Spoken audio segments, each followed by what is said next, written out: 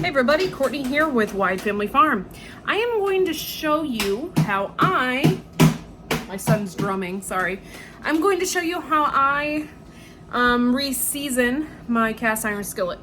And here we go. Okay, as you can see here, I just had I went to make some grilled cheese earlier and it was sticking to my pan. So I have some chainmail that I'm going to use.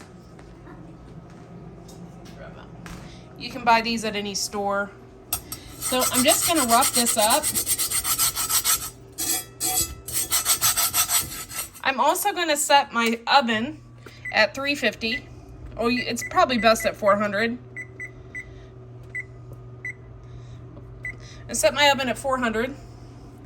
I'm going to get any little remains off of here that I can. And I use a paper towel, which some people rather use a handkerchief, and I can see why now. I got remnants. So I'll probably just clean this up with a towel. I had like crap in here, you know, and everything was sticking. So what I'm going to do is just scrape it out of there with some chainmail. And I use ghee. I use ghee quite a bit. And it's expensive. This little container here cost me $11. I didn't make my own. You can make your own clarified butter by just putting your butter in the oven and then siphoning off like the liquid. So anyway, I'm taking this chainmail here and I'm just gonna get off what was in this pan. And I got most of it off, but already with a paper towel, but I'm just going to get most of this off. And it was fine yesterday, this pan was, but whatever I cooked in it, which I cooked, I think, fried bologna or something in here. And since I did that, it just wasn't right. So I'm just making sure that I have that out of there. Now, I'm going to actually take a rag and wipe some of that out. Okay, here's my rag. And I got to put this down somewhere. Okay, so here's my rag. Here is my pan. And I'm just going to wipe this out. I know it's going to be gross. Probably have to soak this rag afterwards. But I do not want my paper towel remnants in there. And it was starting to do that because I had debris in there. Gross.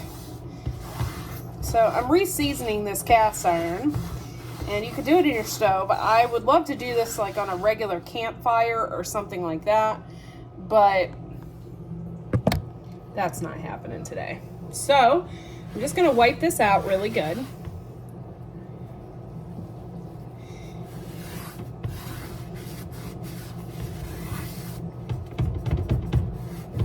And when you're re-seasoning, you just need a small amount of ghee. You don't need a bunch. But these things come in real handy for scraping stuff out of your cast iron skillet.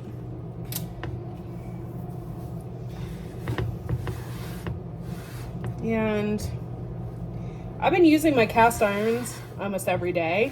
I freaking love them. I've got a whole set of Lodge cast irons, I think. When was it? A couple Christmases ago, and I love them. I have not used my Dutch oven yet, though my husband has used it for deep frying stuff outside. So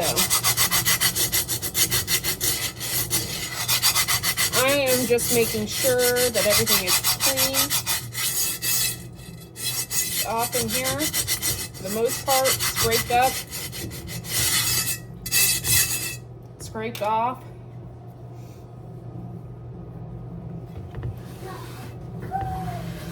Yeah, and it's looking pretty good.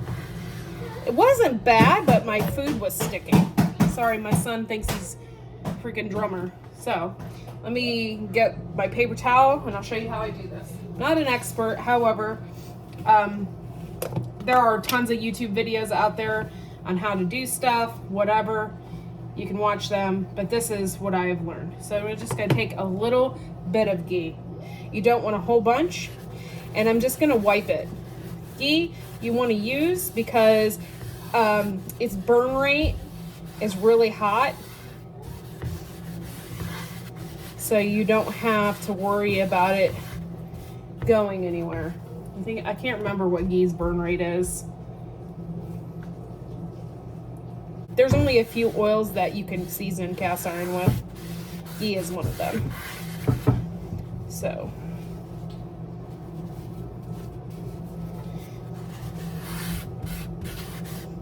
I'm going to use just a little bit more. And you want to do like the entire pan. Because if you don't, like over time, it will rust. So you want to make sure you do like the entire pan. You want to make sure that you get the handles, you want to get the inside, you want to get the outside of it. You want to wipe everything down with ghee. Not just the inside of the pan. And this thing is so heavy I can barely lift it. The outside of this pan is actually looking really good. I use a little more ghee. So I'm just gonna oil it really lightly. If you got too much oil, and you'll see if you get too much oil, just keep wiping until it's gone. I'm wiping down the sides. I was starting to get a little bit of rust here on the outside. I don't like that. Make sure you do the handle really good.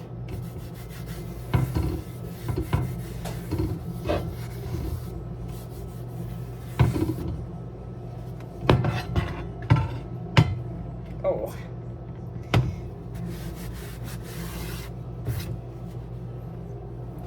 And I keep doing this until I feel it's sufficient, and I will. And there's a little spot over here. It just looks like it will stick. So I'm just going to continue. Now there's a guy out there, I cannot remember who he is. He's a cowboy. And he does with a handkerchief, which, okay, I get that. And I probably should do this with a handkerchief, but paper towel is all I got. So I'm just going to wipe this down really well.